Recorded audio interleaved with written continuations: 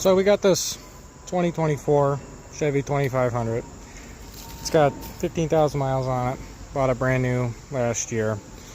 One of those fangled computers on wheels, as people would call it. But what's in the bed?